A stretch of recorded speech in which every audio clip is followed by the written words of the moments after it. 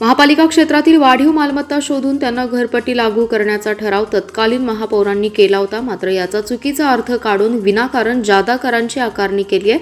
ही घरपट्टी वाढ बेकायदेशीर असून तातडीने रद्द करावी अशी मागणी सर्वपक्षीय माजी नगरसेवकांनी आयुक्तांकडे बैठकीत केली आहे।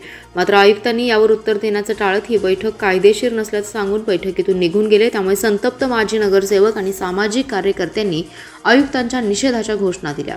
यावेळी काही माध्यमांचे प्रतिनिधी हे व्हिडिओ रेकॉर्डिंग करत असताना आयुक्तांनी त्यांना धक्काबुक्की करत मोबाईल काढून घेतल्याचा प्रकार घडल्याने संताप व्यक्त केला जातोय। महापालिका क्षेत्रात घरपट्टीत वाढ करण्यात आली आहे। या विरोधात आंदोलने सुरू आहेत। राष्ट्रवादी काँग्रेस शरद पवार पक्षाच्या माजी नगरसेवकांनी या संदर्भात चर्चा माजी नगरसेवक आणि सामाजिक कार्यकर्त्यांची बैठक घेण्याची मागणी आयुक्त शुभम गुप्ता यांच्याकडे करण्यात आली होती। त्यानुसार आयुक्तांच्या अध्यक्षतेखाली गुरुवारी महापालिकेत बैठक झाली।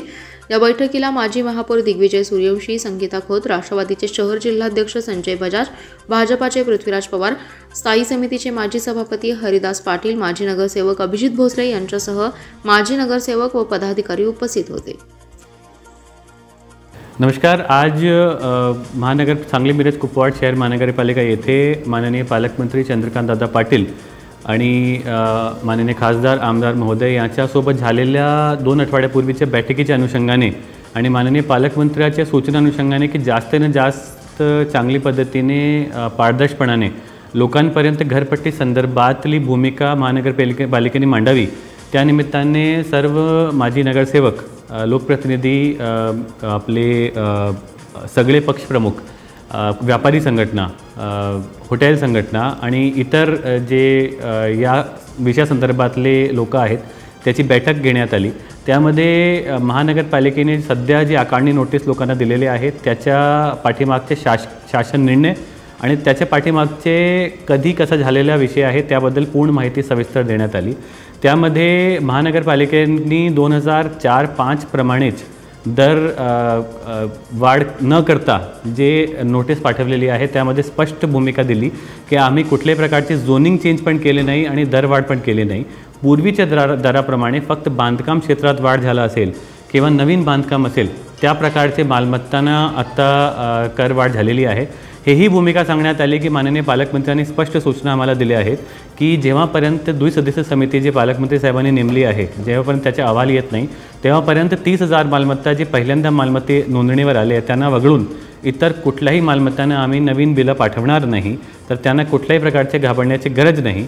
आणि अजून त्यामध्ये ज्या प्रकारे आपल्याला लोकांभिमुख निर्णय घेता येईल त्यासाठी द्विसदस्यीय समितीने बरेचसे मुद्दे माननीय पालकमंत्री साहेबांद्वारे त्यांना देण्यात आलेले आहे आणि ते युद्ध पातळीवर काम करून पुढच्या 1 महिन्यामध्ये त्याचे कशा प्रकारे लोकांच्या घरपट्टीच्या बोजा कमी करता येईल आणि जर गरज पडली तर माननीय पालकमंत्री साहेबांनी ही सुद्धा आम्ही दिली आहे की शासन स्तरावर सुद्धा योग्य निर्णय घेण्यासाठी ते पाठपुरावा करतील आणि त्याप्रमाणे तशी भूमिका घेऊन आज ती सगळी माहिती आम्ही माननीय सर्व लोकप्रतिनिधी समोर ठेवलेली आहे आणि त्यांना विनंती केली आहे की एक सकारात्मक भूमिका घेऊन महानगरपालिकेच्याही आणि लोकांच्याही दोन्हीसाठी चांगला निर्णय जे होईल ते माननीय पालकमंत्री महोदय करण्याचा प्रयत्न करत आहे आणि त्यामध्ये महापालिकेचा सहकार्य त्यांनी करावा अशी विनंतीही त्यांना करण्यात आली। त्यामध्ये जसा पूर्वी सांगण्यात आला की माननीय पालकमंत्री महोदय समितीचा निर्णय आणि त्यामध्ये जे इतर अनधिकृत बांधकाम आहे त्यांना जे 3 महिन्याची कालावधी त्यांना दिली आहे त्या 3 महिन्याच्या कालावधीमध्ये त्यांनी त्याचे अनधिकृत बांधकाम अधिकृत करून घ्यावे, बांधकाम परवाना घ्यावे, परिपूर्णत्वाचा दाखला घ्यावे, तशी सगळी सूचना ही आज सगळे लोकप्रतिनिधींना देण्यात आलेली आहे। बैठक संपल्यानंतर परत त्यांना आवाहन करण्यात आलं की ज्या मालमत्ता धारकांना नवीन घरपट्टीमध्ये हरकती नाही त्यांना मान्य असेल त्यांनी ती घरपट्टी भरून महानगरपालिकेचा सहकार्य करावा आणि शहराच्या विकासामध्ये त्याचा सहभाग नोंदवावा। जय हिंद, जय महाराष्ट्र। घरपट्टी वाढीचा निर्णय हा आधीच्या बॉडीने घेतला होता असा काय प्रकार आहे? 2023 मध्ये लोकप्रतिनिधी असताना झालेल्या ठरावाप्रमाणे मागचे तत्कालीन आयुक्त साहेबांनी अंमलबजावणी केली होती आणि त्याच विषयाला आता पुढे जाऊन ते आकारणी नोटीस पाठवण्याच्या कारवाई महानगरपालिकेच्या वतीने आता चालू आहे। एक मिनिट पॉज करू। कुपवाड शहर महानगरपालिकेच्या वाढीव घरपट्टीच्या संदर्भात सर्व नागरिकांच्या मध्ये असंतोष आहे. याबाबत आम्ही आयुक्तांना मागणी केली होती की तुम्ही एक व्यापक बैठक बोलवावी.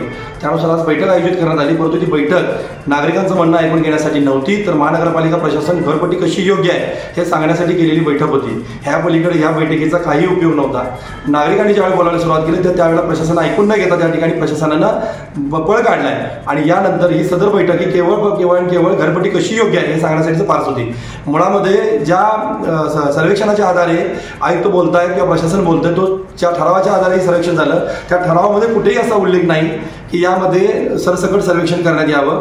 केवळ त्याच्यामध्ये स्पष्ट म्हटलेलं आहे की सॅम्पल सर्वे जो झाला होता भाग क्रमांक 101चा त्याच्यामध्ये वाढवून आलेल्या 323 प्रॉपर्टी संदर्भात ही प्रॉपर्टी वाढवून नव्यानं आढळून येत आहे. तर त्या संदर्भात इतर ठिकाणी तशाच प्रॉपर्टी नव्याने मिळतील. अशा 30,000 प्रॉपर्टी नवीन आढळून आल्या तर या 30,000 प्रॉपर्टीमध्ये कोणाचे आक्षेप नाही, यावरती तुम्ही घरपट्टी आकारावी. परंतु जुन्या घर मालमत्ता ज्या ऑलरेडी कराच्या अंडर आहेत, ज्या सद्यस्थितीला कराधीन आहेत, अशा कोणत्याही प्रॉपर्टीवरती नवीन तोशीस लावण्याची भूमिका आयुक्तांनी घेता कामा नये. आणि यावेळेला चुकीच्या पद्धतीचं ब्रीफिंग पालकमंत्र्यांना झाल्यानं आणि या पालकमंत्र्यांच्याकडं योग्य पद्धतीने माहिती नसल्यानं या ठिकाणी हा सगळा गोंधळ उडाला आहे. सर्वच अधिकार राज्य शासनाचे आहेत असं नाही, महासभेचे सुद्धा अधिकारी यामध्ये नमूद असतात. कारण 1998 पासूनची जर माहिती घेतली तर प्रत्येक वेळेला दर लागू करताना महानगरपालिकेची मान्यता आवश्यक आहे. परंतु 1998 साली 39% टराव आज 57% पर्यंत कसा पोहोचला आणि त्याला महासभेच्या मान्यता मिळाल्या का, तर याचं उत्तर बघितलं तर महासभेच्या मान्यता न घेता वेळोवेळी फक्त आणि फक्त आयुक्तांच्या मान्यतेनं या ठिकाणी अंमलबजावणी करणं हे चुकीचं आहे. आणि यावेळेला 2008ला जी अंमलबजावणी केली ती अंमलबजावणी करताना आयुक्त स्वतः म्हणतात की महासभेचं अवलोकनार्थ होणं गरजेचं आहे, परंतु ते महासभा त्यावेळेची महापौरांनी ते दिलं नसल्या कारणानं आयुक्तांनी परस्पर हे सगळे धोरण ठरवत त्याप्रमाणे चाललेत. ह्या सगळ्या गोष्टी बेकायदेशीर आहेत. मुळातच धोरण बेकायदेशीर असताना पाठवलेल्या त्याच्यावरच्या मागणी नोटिसा बेकायदेशीरच ठरतात. त्यामुळं या मागणी नोटिसा ज्या महापालिकेने पाठवलेल्या त्यातली कोणतीही नोटीस नागरिकांना लागू होत नाही हे स्पष्ट आयुक्तांनी करून घ्यावं आणि लोकप्रतिनिधी निवडून आल्यानंतरच याच्यावरती परत सरासर विचार करण्याच्या बाबतीत भूमिका घ्यावी. राज्य शासनाच्या बाबतीत आम्ही स्वतः राष्ट्रवादी काँग्रेस शरदचंद्र पवार पक्षाच्या वतीनं राज्य शासन पातळीवरती नगरविकास खात्याकडेचा पाठपुरावा करणार आहोत. मुख्यमंत्र्यांना देखील भेटणार आहोत. आमचे नेते मान्य जयंतरावजी पाटील साहेब आणि जिल्हाध्यक्ष संजय बजाज यांच्या समवेत आम्ही राज्य शासन पातळीवरती नक्कीच याच्यावरती पाठपुरावा करू. पण खाली अधिकार नाहीत ही भूमिका एकदम स्पष्टपणे चुकतायत. खाली महासभेचे अधिकार आहेत. त्यामुळे महासभा अस्तित्वात आल्यानंतर सदस्य निवडून आल्यानंतर याच्यावरती सरासरी विचार करायचा. तोपर्यंत मागणी नोटिसा देखील थांबव्यात. कोणती कारवाई करण्यात येऊ नये. 30,000 घरपट्टीच्या वरती आमच्याकडून कोणती हरकत नाही.